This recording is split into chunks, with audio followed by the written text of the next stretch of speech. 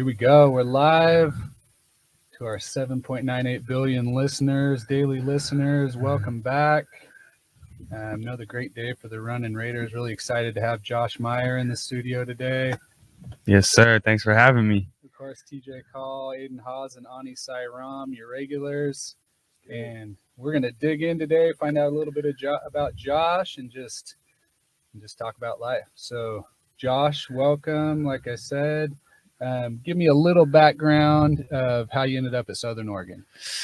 Yeah, long story, kind of. Grew up in Seattle, Washington for the first 20 years of my life, and then committed to Northwest University, which is in Kirkland, Washington, out of high school. The coach that recruited me ended up getting fired there, so was looking for a change and just reached out to a bunch of schools. Heard back from Coach Matt, came on a visit, and fell in love with the place. Yeah, what drew you to Northwest? Was it just the coach, or was there other factors? I wasn't a highly recruited guy out of high school, so I had some JUCO offers, but I was set on a 4-year, and Northwest was my only NAI. I had a few D3s as well, but NAI 4-year. And the coach that recruited me was actually my godparent as well. So family friend ties.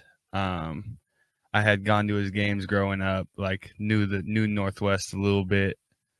So yeah, I went on a visit there, and obviously a little bit of family ties, but also just really liked his system. Yeah, coming out of high school. Well, Kirkland's great too. I mean, it's a great area. Oh yeah.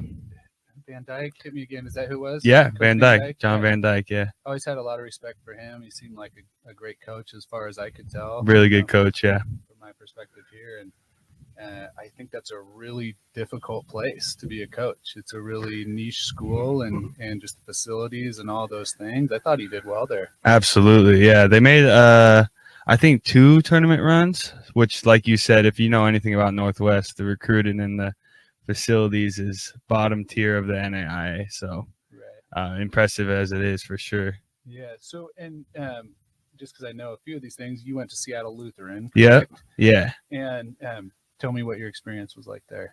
What's Seattle Lutheran like? I'm a cup half full kind of guy. So I made the most of it for sure. It was a super small school. 2B in the state of Washington. So there's 4A is the highest. It goes 3A, 2A, 1A, and then there's 2B and 1B. So we were the 5th or the 2nd lowest league.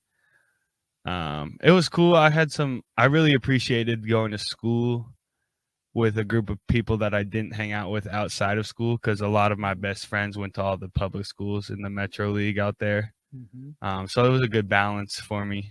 I made the most of it. I made some good friends, and we made some state runs, which is always fun, no matter the level, for sure. Yeah.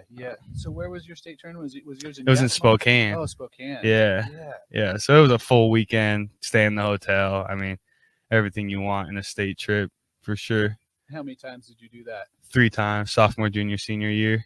And what was your best finish? 3rd, 5th, and 6th. Did you have a shot any of those years to win it? The year we were in 3rd, we like to say the semi was the championship, because how it worked out, the 28-0 team we played in the semis, and it was like an 8-point game, and then they won by 25 in the state championship. So you know how some years it works out like that. Oh, yeah.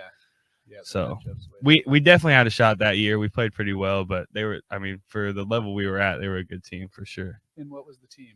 Lummi Nation, a tribal school. Oh, okay. Yeah. Yeah, there is some good tribal schools in Washington. Yeah.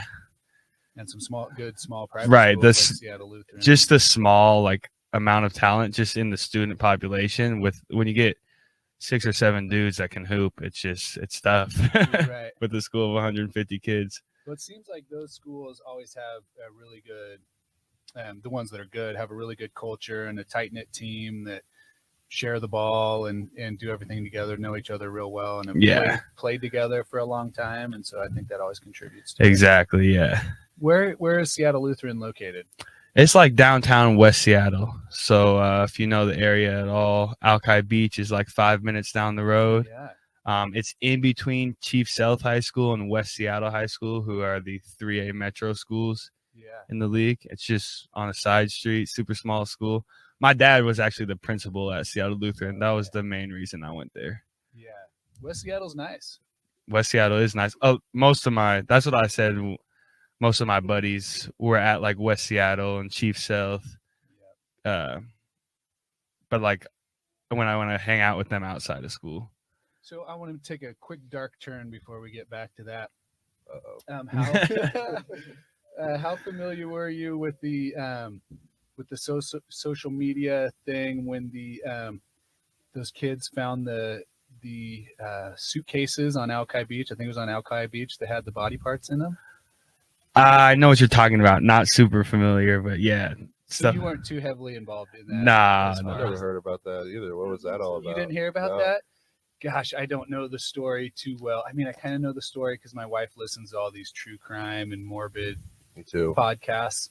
And there was an app they had going for a while where it was like,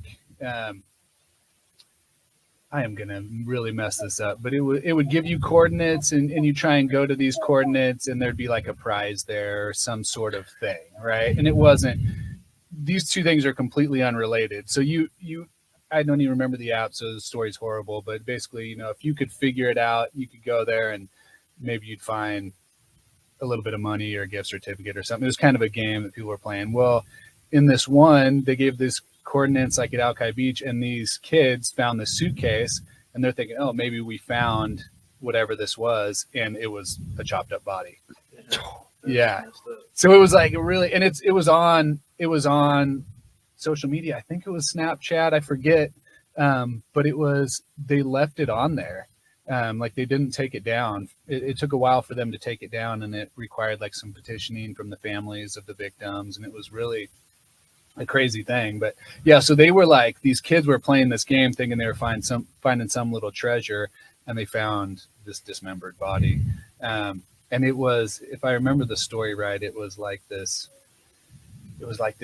crazy landlord guy in Seattle, and he'd had some issues with tenants before, and it's a crazy story that I would butcher.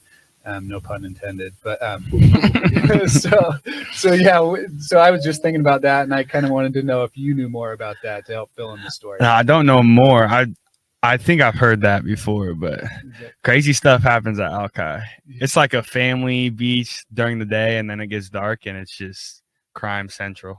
It is. Yeah, it's pretty scary. Seattle's had some serial killers in that area. Yeah. You got the Green River Killer. You got the Alki Beach body killer. Mm-hmm. Well, Bundy's from there. Yeah, Bundy's from there. Like, scary place. Be safe out there, man. Not all peaches and cream. I would think that Seattle Lutheran, being a small school, kind of your style of play, a below the rim, undersized, not incredibly explosive post, had to kind of contribute to your level of recruitment. Would you oh yeah fair? Yeah, I was not a highly recruited guy for sure. I played on an AAU team. Is the only reason I was getting any looks, with a bunch of guys that were one committed to Seattle U out of high school, one committed to Montana, and then a Central Washington commit. So I was kind of, I don't know, role player, I guess you could call it, for sure. What club was this? Seattle Pride. Seattle Pride. Yeah, we had 2 years that were really good. It was my year and the year above us, and then it kind of died off. It wasn't like a FOH or a Seattle Rotary that's year in, year out real good. Uh-huh.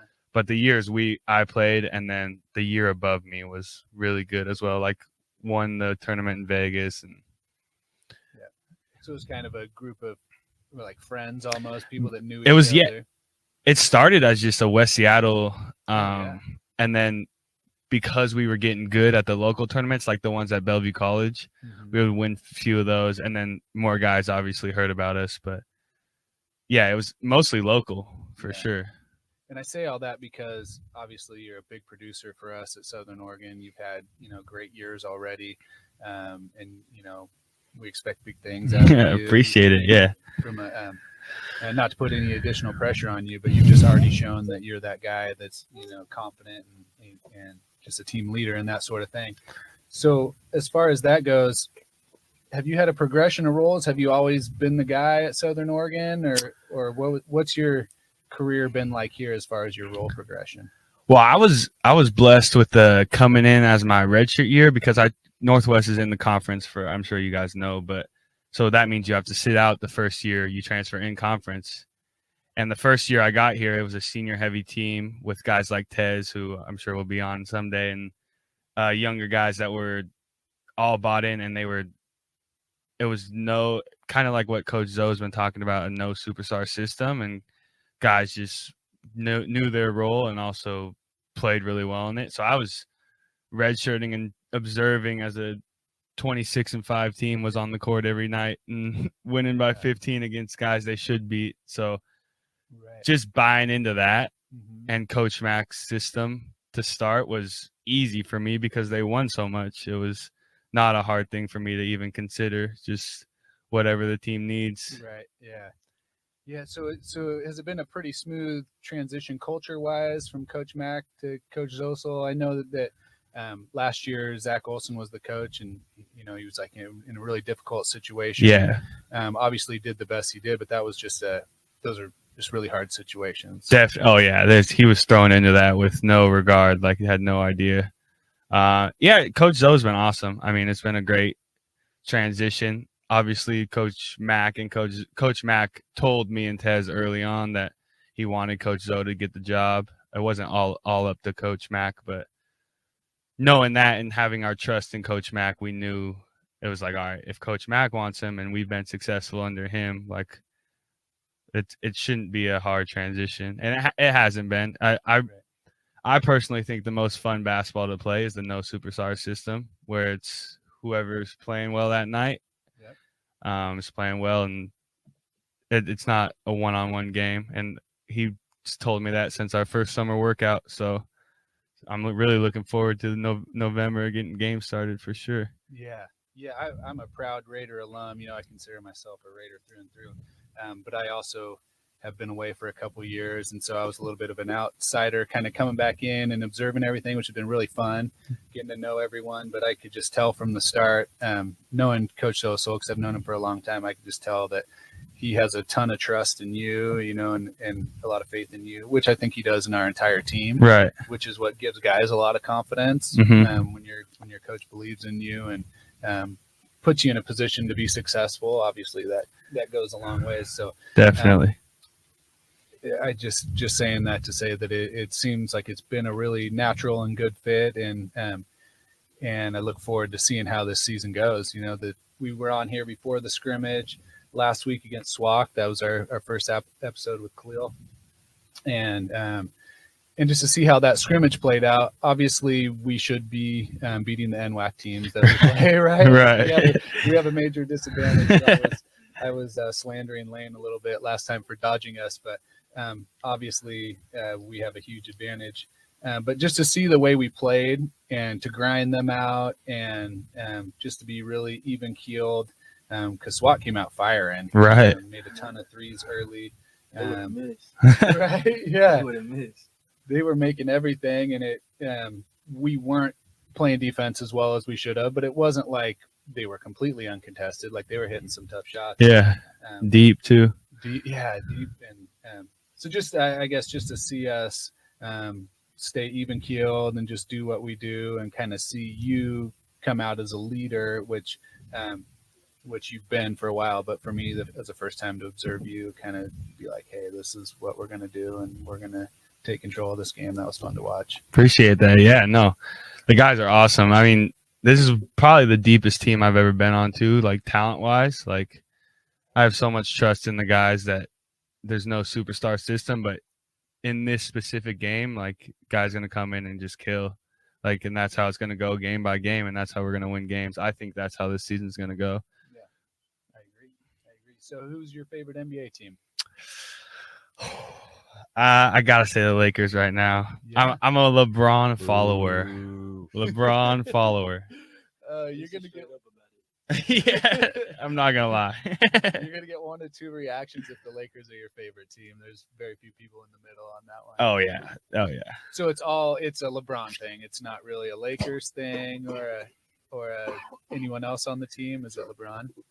Yeah, it's a LeBron thing. I mean, there was no team in Seattle. I saw KD his rookie year, and obviously I was a Supersonic fan. And then I was just like, young kid. All right, who's my favorite player? And then I saw LeBron on the Heat. It's like, all right, that guy's pretty good. Yeah. And then his run in Cleveland after that, obviously. So I've just I follow a lot of teams. I mean, that's just what I'm passionate about, sports in general. But LeBron's my guy for sure. It's there's a lot of hatred towards LeBron, which I've thrown some his way in my life. So I'm not trying to play this innocent card here. But it's hard to fault someone as a little kid saying, "Wow, I like the best player." Right. All these amazing things. Like, it's really hard to fault that. I'm curious, what have you thrown LeBron's way? Like, I feel like he's a model NBA player in person, and like, you're not the only one who said that, obviously, but like, I just don't understand how anyone could hate on him. You know what I mean? Like, obviously he's not perfect, but Right. I don't think he's done anything that's hate worthy. Right. And I say this coming from a position of my opinion doesn't really matter. I'm just this random No, I'm guy. just You know I'm what I mean? curious. Yeah. I'm curious. Yeah. So my criticisms of him would be that he especially early on in his deep playoff runs would disappear. Like in the against San Antonio. Part of the San Antonio stuff was that he couldn't shoot yet, and so he was just like schematically reduced. But then in that series against Dallas, sorry, when Dirk won with Dallas, I just thought that he didn't play his best in the most critical times, and I thought that he would always have a reason for why he didn't play his best instead of just taking full accountability. Yeah. And I think a lot of it was I love Jordan, and so I wanted to find any reason why he wasn't Jordan, right? Yeah. So I think that was a big part of it. But that would be it. That he didn't, he got all the comparisons to Jordan, and Jordan won every time he made it to the finals, and he made sure they won. So it was. I'm going to change my hot take for the day because of this. Yeah. So LeBron, tell me who are your other guys that you like, and what other sports do you like too? My favorite team is the Seattle Seahawks. I'm a big, We're Niner fans. Yeah. So I follow NFL. I play all fantasy football, all that. And I've just grown up loving it. I mean, me and my cousins would play when we were 12 years old and didn't take it as serious. And now I'm taking it serious as fantasy can go. But fantasy's serious. It's a serious thing. It's real. For sure. I mean, there's ESPN shows specifically for fantasy football, right? Which is kind of blows my mind, but it is now that you mention it. When I first started watching ESPN, there was no fantasy. Yeah, no way. I like watching good basketball, so I really like Paul George. I think he's a little underrated because of what happened in the bubble. Yep. Guys like that. I mean, I like Anthony Davis, but I understand that he's a walking injury at times. But those are a couple guys that just because of their physical build, people want to make them like really alpha males. Like they expect that from them, and that's not really their personality. I'm not trying to, say who's an alpha male and who's not, but they're not guys that are just gonna go out there and scream at other guys and tell them what to do and be really vocal in their leadership. Mm-hmm.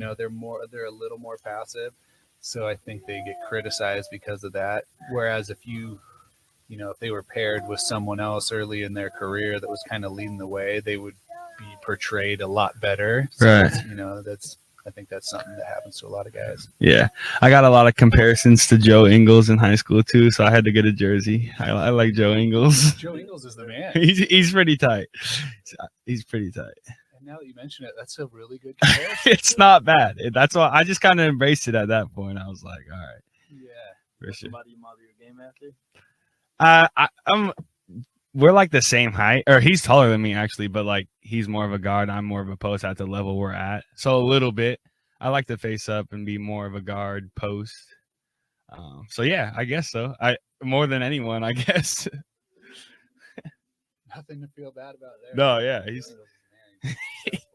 And look what happens. Joe Ingles leaves, and then Utah just kind of crumbles. Oh, falls to pieces, man. yeah. And I'm not saying that's all Joe Ingles being Yeah. put on, but He was a big part. yeah, having guys that are just going to do the little things and only be about the team and just do whatever they can to win. And Right. losing guys like that can really hurt the culture of a team. So He's gonna help the team though. He's gonna help the A team. absolutely, yeah. Who's Is he the signed this yet? year? Was he with the Trailblazers last year? Well, because he tore his ACL. Yeah. So I don't know if he's signed yet. I don't know.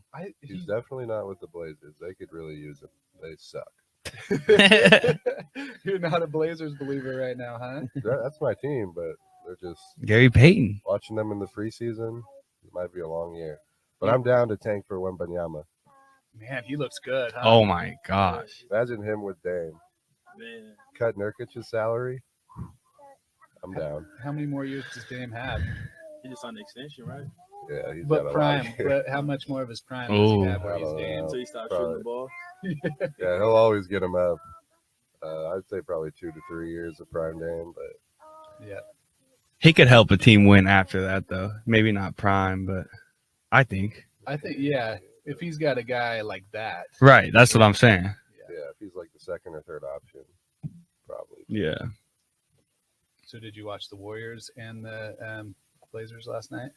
No, I try not to watch preseason just because, especially with my team, just because it'll just make me frustrated. It's not going to do any good. Because if we win, I'm like, oh, it's preseason. If we lose, I'm like, oh, the world's ending. Right. So it's like, I just stay away from the preseason. Yeah. I think the regular season starts like next week already. They said that. Yeah, I just watched a little bit last night of the Warriors second string beating up on your second string. But Yeah, what they say, the 18th? That was a week from yesterday. Yeah. Yeah.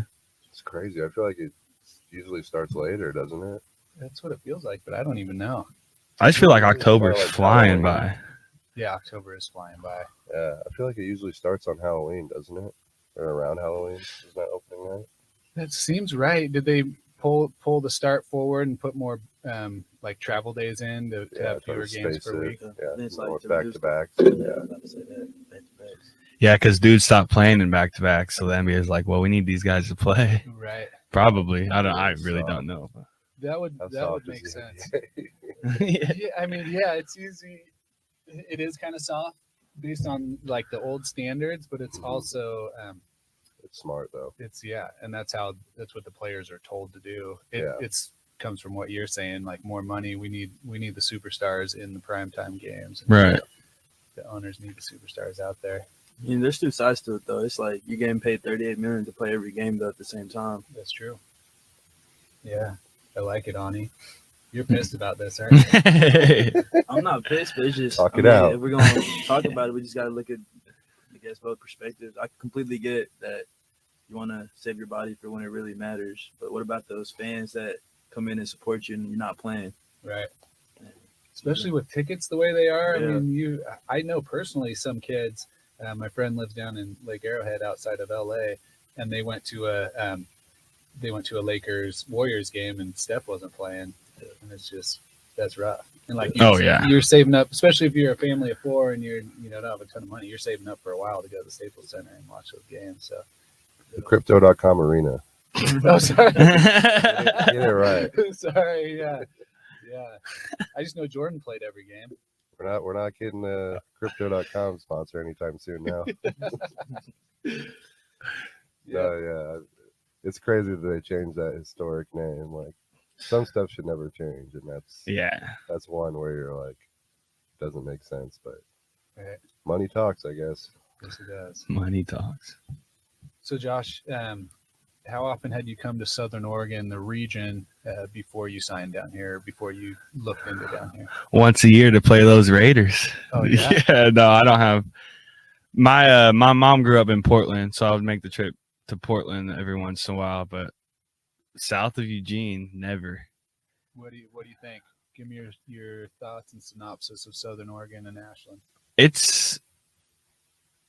I liked Ashland more than any other school I visited after my stint at Northwest because of I don't know, it's a pretty accepting town for like who you want to be, and obviously you can find some people that you're not going to hang out with because of that, like because they're going to find their own niche. But that's what I liked about it so much. I felt like I could be myself down here and not have to worry about what the people walking down the street think of me, or like just at Northwest to compare a little bit. It's you feel like walking up the campus, it's like these guys are clearly the basketball players and they don't really want to be at the school, but they're here to play basketball. And you would like feel that when you were walking, or like not just basketball, but every athlete. And then I came down here and it was just like, besides our height, I feel like if we were walking around there, people would just be like, hey, friendly, but also like leave us alone kind of thing,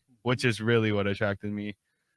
I like it. I like Ashland a lot. I like it more than some like Medford and Klamath, because I did go on a visit over in Klamath, and that was one of the big reasons.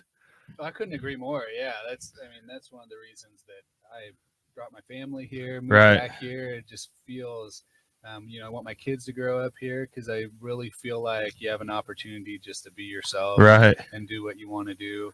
It is a bit of a small town, so it's there's certain periods of your life where it fits best. When I was just a single guy, I was wanted to go explore a little bit more and see more of the big cities in Right. the world. But raising a family or being a college kid or growing up here, like, I love Ashland. I'm a Yeah. big fan. Yeah, I think I kind of knew growing up in Seattle, a big city, and I think I knew coming down to Ashland that I wasn't going to be here for the rest of my life. And that's why I've liked it so much, because I know it's a short period of time. And then meeting guys like you and some of my best friends, it's been awesome. It's been a great experience for sure. I love it. Yeah. Yeah. So what does the future moving forward look like, as far as, tell me about what your degree path is, what you want to do with that, basketball, and your dreams and goals? That's a good question. Yeah, so I already graduated with my communications degree and a business admin minor. I'm in the MBA program right now, which is the Master's in Business Administration.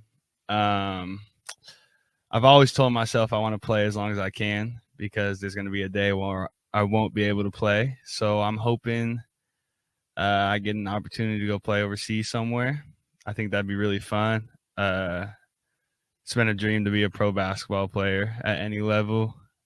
And I also think, like, if I don't like it, like, I'll come back. Right. Like, I got to experience. I've never left North America, so I've been to Canada and Mexico. And then, communications was a good degree for me because it was so broad. Like, you can go a lot of different directions, rather than if you get a math degree, you're like going to be a math teacher or go into accounting or something like that. Most likely. Of course, anybody can do what they dream about, but so I want to start coaching for sure. I think I got a good basketball mind. I think that's why I can stay on the court. Not as athletic as some of the dudes for sure, but I love the idea of being a coach. So I think I'll probably try to follow that path. Stay around basketball your whole life. Absolutely. It's what I'm passionate about. Yeah. For sure. Yeah. If you could choose, and we've talked about traveling a little bit on these past couple podcasts, if you could choose any like city or country in the world to go to play professionally, like if you weren't to be able to go to the NBA, which is unlikely at this point. If you could go anywhere you wanted to be a professional player and not worried about level or team, right? Money, yeah. Yeah, where would you want to go? Ooh, so 4 months ago, if you asked me this, because I think about this a lot. I'm like, if I have options, where would I want to go? I would say Australia. I think Australia would be a blast, and there would be no language barrier, which is something I'm a little nervous about for sure. But almost anywhere in Europe too, like, would be so cool just to experience that lifestyle, driving on the other side of the road to begin with, as well as everything that comes with it. It just is a dream experience for me, honestly. Like, something I think about a lot. None of us have been to Australia, have we? Nope. I've heard great things though. Yeah. Everyone that's been there or lived there has really enjoyed it. I mean, there's a lot of beach culture. I grew up on the beach, even though it's a little different in the cold Pacific than it is on the warm southern beaches. Right. But no, I've heard great things. I definitely want to visit. Yeah, no, for sure. I mean, Jackson, obviously our teammate, is from Australia, and then when I first got out here on the team that was really good, still one of my good buddies, Aaron Borich, was a point guard for us, Australian guy. So I actually slept on his couch on my visit here. So like since the first day I visited Ashland in Southern Oregon, he's been a good guy for me to have a connection with. And he played a season in the NBL 1, which is the lowest league. I mean, that's not a knock or anything. It's still pro basketball, but and so he's told me a little bit about it, and it seems like a good experience for sure. And what's Aaron doing now? He's in Arizona with his girlfriend, who is pretty serious, and she's awesome as well. Is going to school down there, so he's kind of turning American, which is funny. Yeah. Living the American dream. Right, he is, man. He's living in Phoenix, Arizona. Like, yeah, that's an awesome town. But going back to Southern, what do you think separates Southern from most of the other schools in the conference? Just because you've been to another school already, you've played in this league your whole career. So what do you think separates it from a lot of other schools and makes it what it is? The first thing that jumps off in my head is the facilities at SOU. Or it just seems like Matt Sayer being the AD here all the way down the line, it just like SOU cares about sports and like wants to win, which is not fully the case for every school in our conference. I know sports are important to the players and the coaches, but like to be successful at sports, you got to have a full school community that wants to win at every sport. That's fact. Yeah. Yeah. And Matt Sayer is a great athletic director that emphasizes that. So that's the first thing that jumps off my head and then that goes to facilities because he's put in the time to give us a nice basketball gym. Football guys have a new jumbotron. And it's not basketball only. There's volleyball in there and girls basketball. Wrestling just got a huge donation. So it's very evident that they care about sports. Yeah, shout out to Lithium Motors. Lithium Motors, sponsors. absolutely. There's a lot of them up on the wall, but Matt's done a really good job of building. Yeah, he really has. He's a very personable guy too, which is awesome for just a player like me. Like he really shouldn't have to care about me, but he does, which is something that shows a lot, I think. Oh, it's a beautiful thing. No, even I've kind of been back here, back and forth, and been around every time. No matter what stage of my life I've gone back into the athletic offices, it's like I'm one of them, you know. We're all one team, and like they're real Raiders in there. Like, right. They really care about everything that's going on. Absolutely. Yeah, hopefully we can get Sayer on the Running Raiders podcast. Yeah, we have to get him. Oh, he'll do it for We've sure. made it. When he's in here, we've made it. Yeah. Then we'll be on ESPN Radio. Yeah. Local affiliate. He was I played football for a year after basketball. Right. He was my offensive coordinator. So, wow. Yeah. How was that like seeing him at that stage of his life and now being the AD? That's an interesting question. Definitely a different dynamic. He's always been a people person and a player's coach. He was a great coach. He was a great quarterback. He played quarterback professionally in Europe for I don't know how long, but he was a great quarterback. He knows football really well. He was definitely a little more intense and aggressive as a football coach when he was out there yelling at guys all the time. But all the skills that made him a great football coach have also translated really nicely into an athletic director. He was really fun to play for. You know, he was easy to play for, and made things pretty simple. I didn't play a ton. I caught 2 punts and 2 passes. One of my passes was a touchdown, but it got called back. Oh wow! Yeah. Was Zozo holding on the backside? Or No. Zozo was already graduated. Okay. Really All right. And he was really good too. So yeah, Zozo played the year after he was done with basketball, and then one of my other really good friends was the tight end before him, but had a hip injury, so wasn't able to play that year. And Zozo came right in and started and caught passes. And Zozo was a fierce blocker. Like he was a great passer and receiver, and he was skinny in college too, like real thin. But he was really aggressive and physical, as I'm sure you can tell. Yeah, I could tell for sure. How fun is it when he jumps in practice? I was here for the whole summer too, so you were there too, but playing 2-on-2 and just he loves live reps so much, which I agree with, but we would have 3 guys. He's like, all right, I'm hopping in, and just trying to back him down or something is not going anywhere. Right. And he can't move anymore either. Like in high school, he was like a 6'10" high jumper. He was a good athlete. Like he was a really good athlete. Wow. He still moves well. I'm not saying he doesn't move well, but we're getting older, you know. Yeah. We're both in our 40s. And the fact that he can jump in there and play as well as he does, and his intensity just raises the level of anything. When we had those, were you there when we had the recruits in from Green River? Oh, not the other day. Yeah.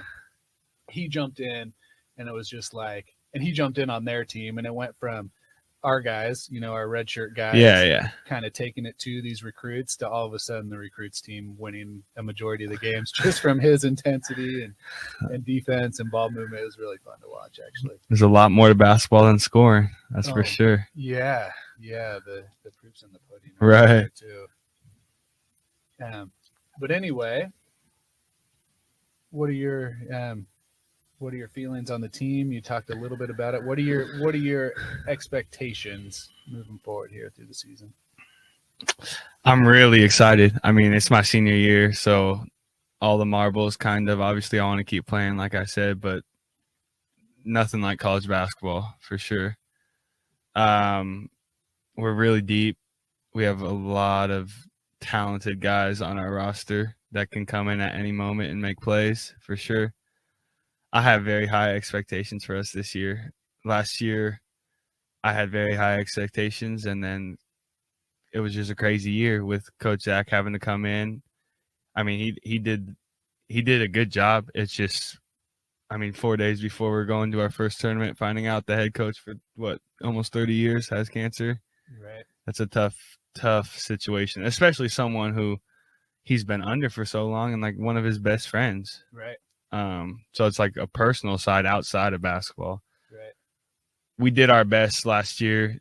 We made a run at the end, but it definitely wasn't the year that I expected, or I think probably anybody expected on the court. And that's why I'm so hungry this year, I think. Yeah. And I don't know. There was points of times last year where I was like for us to win this game, like I'm going to have 16 points and 10 rebounds. Like I have to have. And then going into this year, it's just like I love the not having that pressure. Like I'm going into every game, I'm going to prepare and I'm going to try to play as well as I can, of course. Yeah. But there's not going to be a game where it's like, all right, you got to score 20 points tonight. Like just because of the depth we have and talent we have and the no superstar system we're putting in this year. I'm really excited. I think we can make a run at the whole thing just because, I mean, I've been in the conference for this is my 6th year now, and teams that come out of the Cascade Conference make it to the Final Four in the national tournament, like every year. Yeah. No, I think that's really fun to hear and good to hear. And you're not out here making guarantees or proclamations. No, yeah, no. Obviously, it's a great conference. Like you said, our school's C of I was in the Final Four last year, right? Yeah, and then 2 years ago, OIT and C of I played in the Final Four. Yeah. Or maybe 3 before COVID hit, I think. They played in the Final Four. They played in the Final Four. Wow, so yeah. Just put proofs in the pudding, like you said, man. It's you win in the CCC, you're going to do all right in the national stage. Yeah. And just to know that the opportunity is there if we progress and play well, you know, that great things can happen. That's definitely exciting. Absolutely. So when you said you ain't got the pressure to have like 16 and 10 or any of that this year, but what about when we play like Northwestern? Is that something you take personal? A little bit, yeah. Last year was this year. I don't even think there's a player that I played with on the team still, honestly. So last year was a little bit more, and I actually got 2 fouls early in the first half. So I A was little too excited. well. One of them was a charge that it wasn't the best call, but I think it was good that I sat out and took a deep breath. Came in and we were down like 8 at half because that's just a tough place to play. If you know, I mean, I played bleachers there, go yeah. 4 rows up and And the referees give every call to Northwest. right. And if there's more than 50 people in there, it seems like it's loud when it's really not. Right. We were down 8 at half, and then we played well in the second half and ended up pulling it out. Which any win on the road in the CCC is a good win. So, and then this year, I know some of the guys, and I'm sure some of the fans I'll recognize. It's cool that my family actually moved from Seattle to Phoenix for you guys that you don't know, but they make a point to come to that game and bring my grandparents and all that. So that's more personal than the players or the new coach, any of that. But So they're in Phoenix, Arizona. yeah, yep, So you do have a tie to Phoenix. We were talking about Phoenix earlier. absolutely. Yeah, my sister she's 3 years older than me, Mm-hmm. and she went to Grand Canyon University out of high school. Oh yeah. And she stayed down there. So Yeah. she's been down there for almost 10 years now, Yeah. Nice. for sure. Okay, Aden, here we go. What's your hot take of the day? I bet you can guess it. Are we talking about Jordan here? That LeBron is the GOAT. Wait, you want me to debate that? Yeah, I you thought can the try. facts. I thought the facts already made it clear that he's not. What fact? Yeah, Well, Okay, Give- I'll give me I'll give you the 6 for 6 in the finals for Jordan, yeah. but let's call it like it is. Uh-huh. What The is it like? teams that LeBron played against versus the teams that Jordan played against, I don't think that there's much of a comparison. Like, I think that if Jordan played against the Warriors, that they would get swept. Maybe 5. Really? I think if You they think the played Warriors are going to get swept by Jordan? no, the Warriors win the too. Warriors would sweep the Bulls. And then same with the I think the Spurs would give the Bulls a spits too. And who else did LeBron play in the finals? The Mavs, like that was a really good team too. Like they had 2 Hall of Famers on that team. You know what I mean? I think the Bulls might have been able to handle the Mavericks, but yeah. So you're telling me Jordan played with a bunch of plumbers? against some plumbers, yeah, for sure.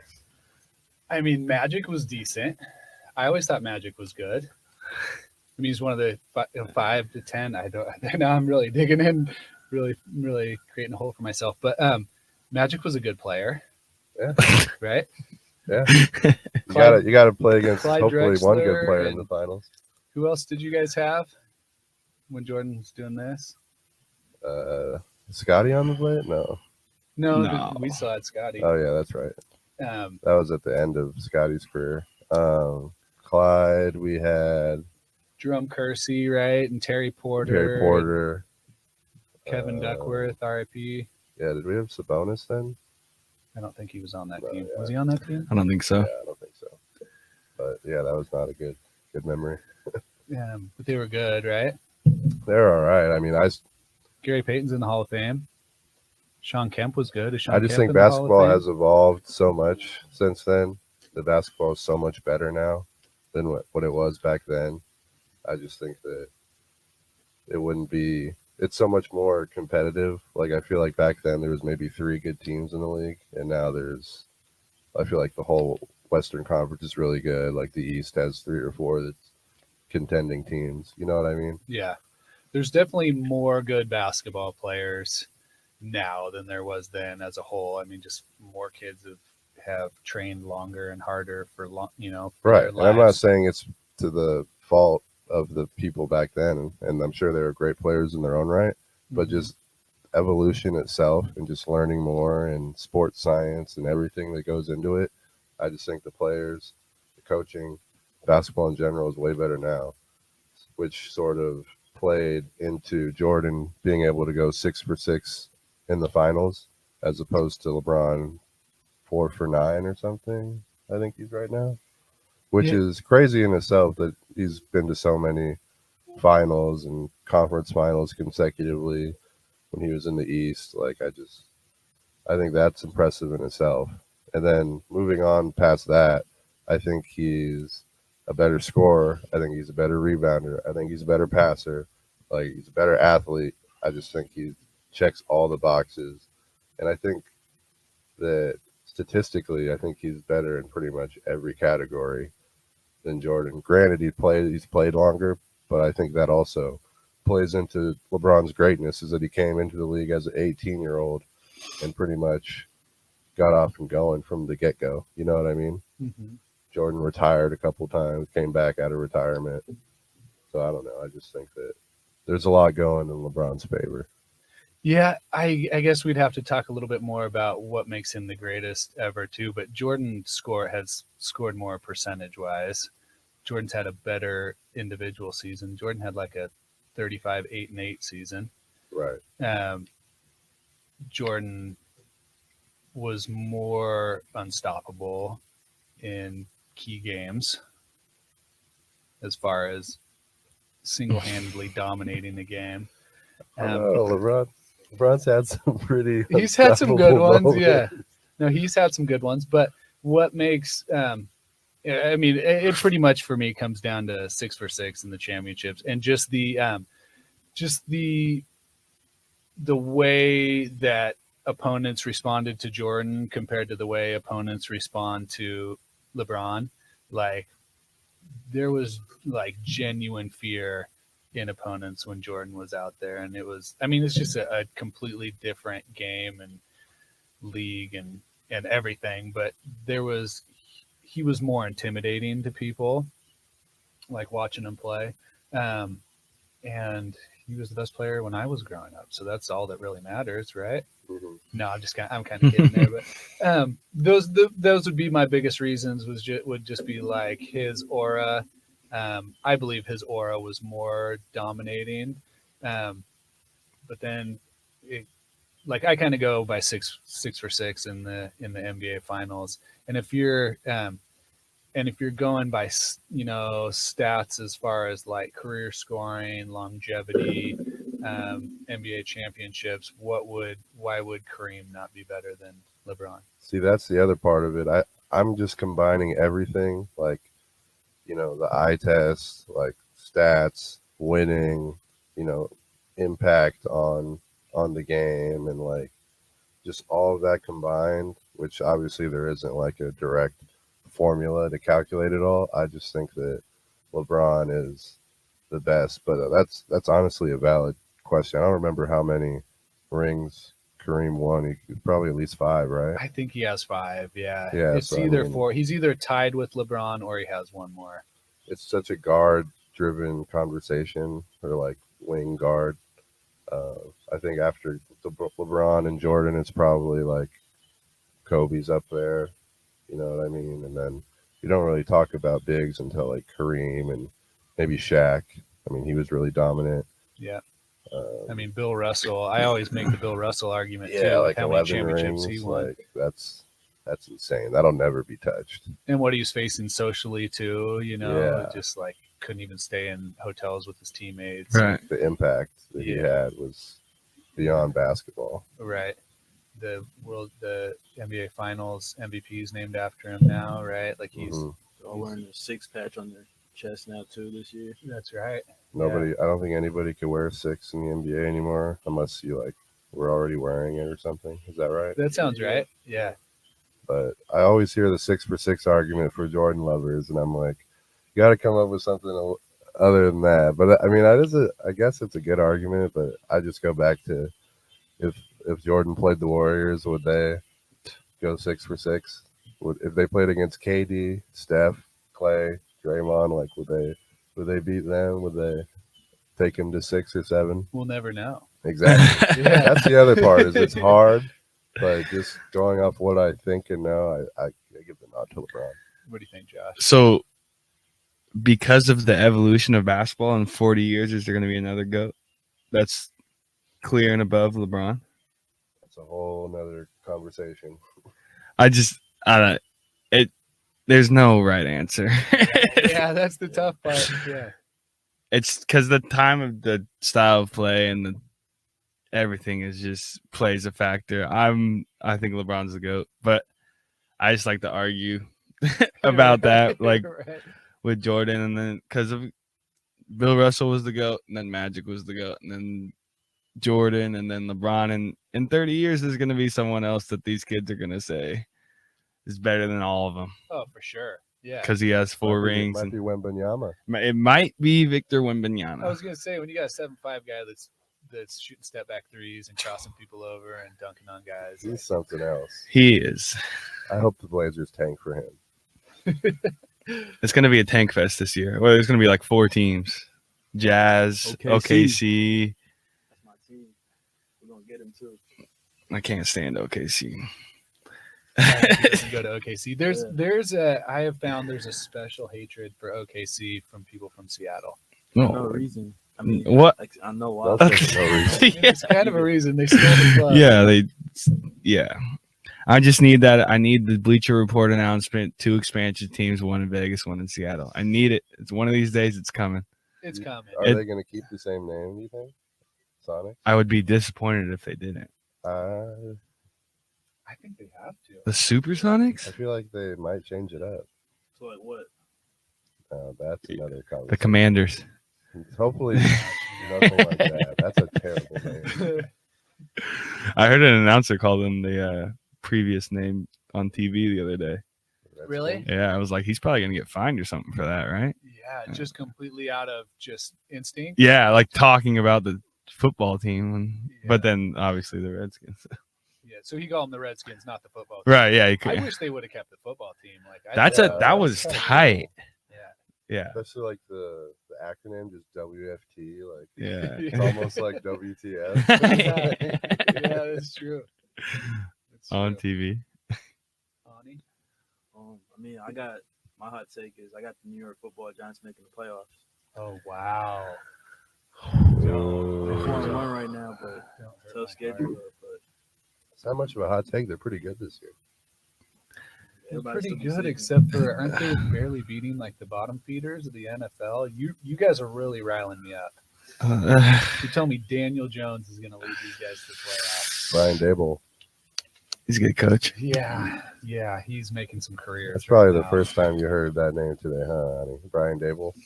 He He was was a someone's- fair weather Giants fan. He was someone's O coordinator, right? I know he was with Alabama for a while. And I think he was with the Bills last year. He was their O coordinator Yeah, last Josh year. Allen. Yeah. Really? Yeah. Bills That- have stayed all right. What were we going to say? Sorry. I think it depends on Saquon's health. Not if they make the. I don't even think they'll make the playoffs if he stays healthy. But We'll find if out. they're over 500, Saquon will have a career year because he's that guy for sure. Plus, that division is really hard this year. Like, Yeah. the Cowboys are good. The Eagles are like one of the best teams. The Commanders are a bye week, but Yeah. other than that, I mean, I haven't watched enough, but I think their defense is really good. Isn't that right? The Giants D hasn't They that got helped the them a Oregon. lot? They got the guy from Oregon too. Yep. Thibodeau. Yeah. Jeez. I was surprised when they beat the Packers last weekend. That was close. That was. I didn't expect that. It was a good win for him. He was in London. Right. Travel. You never know. Yeah. Factors. They play the Eagles next, right? yeah. I think No, so. it's Cowboys, Oh, Eagles. Eagles. Cowboys, I think Eagles. that's Monday Night Football or Sunday night. I didn't. Yeah. They play the Ravens next. The Giants play the Ravens next. Do I they? don't know. Yeah, Is that who sounds it is? right. Yeah.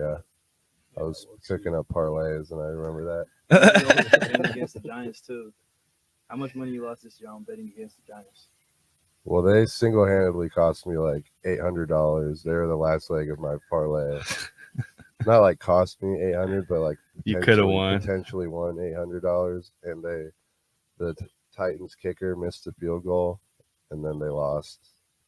I was so mad. They lost on that field goal. Yeah, it was like a 40-yarder, and maybe it was 50. I think it was a little longer, and the guy missed it at the end of regulation, and it was just heartbreaker. Yeah. It's hard to watch money go down the drain. It is. But fortunately, you have a lot of it, so it just. Not as much as I'd like. Ani, do you have any more tough questions for Josh? I mean, me being new to Ashland, I want to get your take on your favorite restaurants out here. So I'm Okay. gonna give you 4 restaurants. I want you to rank them. Yeah, let me know. All right, the first one, the Hawk, goated. Okay. All right, keep it going. Sandwich, Brick Room, and Omar's. All right, okay. Sandwich, Brick Room. Yeah, am I just straight up like ranking them, or like is it date night, or is it you just getting lunch, or If you had to go right now, where you going? for lunch? Sandwich. Sandwich is legit. They got some good sandwiches. The Hawk is the bottom of that list. Look, I get it. I was here first year. I was like, this caf is legit. Like, and it is. It is a good school cafeteria. But with some of those restaurants, like the ones you just named, it's gonna get old. I promise. That's just how cafeterias work. I feel like it's a good cafeteria. You got lots of options, but in 4 months, it's gonna get old. Like, you're not gonna want to go to Hawk for dinner. Yeah. Shout out Sandwich. Saw TJ there the other day. Yeah, it was good. Yes, sir. Yeah, but I had it's like the Reuben, but it's got some crazy name. I don't remember. Pastrami Zombie. Pastrami Zombie, Me yeah. too. Yeah, it That's was bomb. good. That one's fire. Yeah. They make the what's it called? The Sauerkraut or No, the coleslaw? no. What's the meat? The Pastrami. pastrami. Yeah, that pastrami Yeah. zombie. Yeah. They make the pastrami in house, and it's Oh, they do? That's Yeah, the smoker spot. right there. Guy Fieri stopped by in Ashland. Did you guys know that? You know he does Heard the about like that. Diners, tour. drive-ins, and dives. Yeah. Yeah. He pulled up the sandwich. Interesting. Yeah. Omar's is the spot when your folks are in town and you're going to dinner and you're like, all right, let's go to Omar's, because you get a steak there, bread comes with it. Little classier, like collared shirt maybe, but that they got some legit food. You're gonna spend a little money, but they got food for sure. And then Brick Room is more of the, like, I would say like Friday night, like date night, like gonna get a drink and good food, but it's super casual, but also like I would say I would go Omar's 1, Brick Room 2, Sandwich 3. But that's just like if I'm just going for lunch, Sandwich is 1, Brick Room's 2. Brick Room's a solid 2, I'd say, in that whole list, no matter what. Shout out Trey. Shout out Trey Carlisle. Wait, where's Trey? Brick Room. He works at employee. Brick Room. Oh, he does? Yeah. I heard you like the creek. Creekside? Yeah. Yeah. You can't go wrong with a slice of Creekside. Hey, shout out Taj Indian Cuisine. Sponsor us. Hey man, that buffet don't play. I know. That should be their saying. The buffet does not play. I mean, one of my favorite parts about Ashland is just like a time portal here. Like, there's no, there's just so many restaurants here that are standalone small businesses that aren't anywhere else. You know, there's Right. hardly any fast food here. There's no, sometimes good, sometimes bad. Like the other day, I was trying to find, this is away from food, but I was trying to find a whistle for the scrimmage, and no one even sells a good whistle here just because there's no like national chain. Yeah, you know, like, right. you gotta leave somewhere to find a whistle. But that's also kind of the beauty of it, is like there's all these hidden gems all around Ashland. Right. Like, I don't have enough money to eat out here very often, but you could eat out at a different place. Like if you're doing like a Friday night eat out, you could do a different place for like 10 straight years. Yeah, It's- seriously. It's crazy how many restaurants are down there and on those side streets. It's Some you don't even realize. Was there like Omar's and Brick Room when you went to school or when you were coaching here? Brick Room wasn't here. We were always a big fan of the Catwalk. The Catwalk, which is a sushi restaurant now. It's not sushi. Heaven. Oh, It was a special place. It was also the late night dance spot. It was like Louis was the spot where you went, like when you're going out, you'd go there and they would shut down at maybe like 10 or 11, last call, like 10 or 11. And then everyone would go to the Catwalk and dance. And it was a special place. But also during the day they had sushi, and it was really good sushi. So I loved it there. I'm already forgetting some of the. There was a bunch of different- Creekside was around, right? Yeah, it was around. Yeah, that's always been a great spot. You get good music in there. Right. It's always been a spot. Yeah. For sure. God, butcher some of these names, but Beezy's on the Creek. You guys ever eaten down there? Mm-mm. That's a good steak spot. It's kind of by Creekside. There's dozens of places that are really good. Yeah, I want to try the Taj place now though. Yeah. So good. Sauce. You guys had sauce? Yeah, that's good. I like- It's like bowls, kind of. Yeah, there's bowls and like different teriyaki on rice. Right. It's a good spot. But I got to shout out Caldera Brewery and Restaurant. That's the might be the best spot in Ashland. You need good beer, some bar food. It's Caldera's the legit. spot. Caldera Yeah. is legit. Yeah. Yeah, no, it's good. You're a fan, right? I'm a fan. Oh, All yeah. all true fans here. A lot of SLU athletes as workers there too, so it's a win-win. I've spent a crazy amount of time at the Caldera bar. Yeah, it's just good vibes in there, and then you good beer, good food, all of it's good. Absolutely. Ani, What, how old are you? 20, about to be 21 Yes, next sir. month. Yeah, so you can try beer for the I'll first be time. bartending, First man. time. Check it out. Yeah, Don't say first time. it's the first time. Josh, when do you work there? I've worked there when it's out of season. I'm there almost every night, but then right now it's only Sunday nights. So yeah, it's a great spot. Manager's awesome, super flexible. But yeah, like all summer I was there nightly, for I sure. remember you being in there, but I wasn't sure. Just Sunday nights right now. Right? Yeah, just Sunday nights. Which Sunday night football. yeah, You behind have bar. TV in there? Yeah. Yeah, I knew that. What's your hot take? God, you put me on the spot. What's my hot take for the day? Make it spicy. Yeah, some of these that I want to say I'm going to hold off just because of our audience. Have to do a unedited version for our audience one time. Yeah, we do need to. Man, I'm unprepared. Rain check. Rain check. I don't like doing this. Yeah, I got nothing for you. Yep, just another great day to be a It's Raider. Wednesday, yeah. Wednesday. We have Umpqua Community College scrimmage on Saturday. Ooh, yeah. Give a prediction. Oh man, I don't like predictions and guarantees. No guarantee. Just Yeah.